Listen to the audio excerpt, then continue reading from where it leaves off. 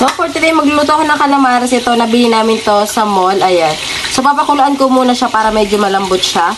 So, ayun. Kalahating kilo lang to. So, let's go! So, ayan, konting water na ipakulo na natin.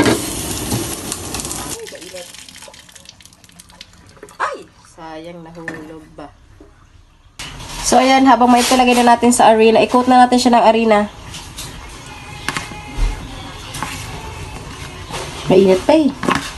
Coat na muna natin siya ng arena.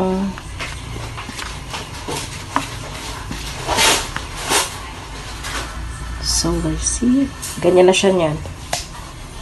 So, dito meron ako sinangkap na egg, tapos paminta lang yan, tapos magic sarap yan, yung ating pang coat. And meron tayo ditong, ayan, meron akong breadcrumbs. Ito yung panghilong ilalagay natin. Let's go! So, ayan, medyo mainit na yung ating mantika. So, let's go!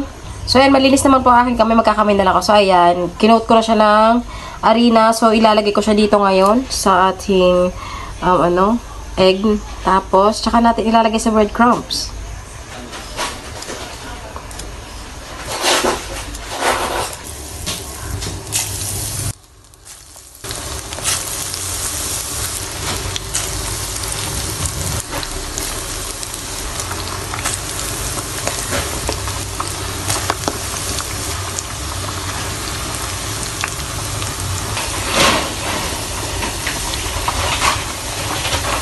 So, ayan, pwede na natin siyang i-flip kahit paano. Ayan. Para pantay ang kulay.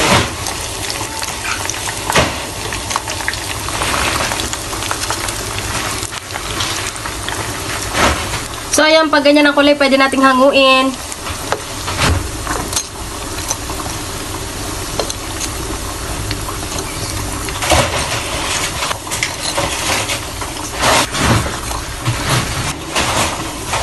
Second batch.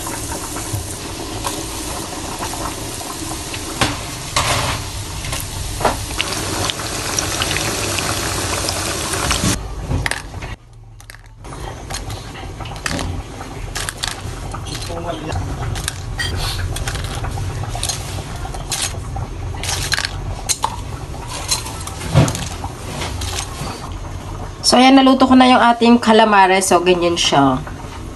Pwede na siyang sausawan ng ketchup or anything na you want. So, yan.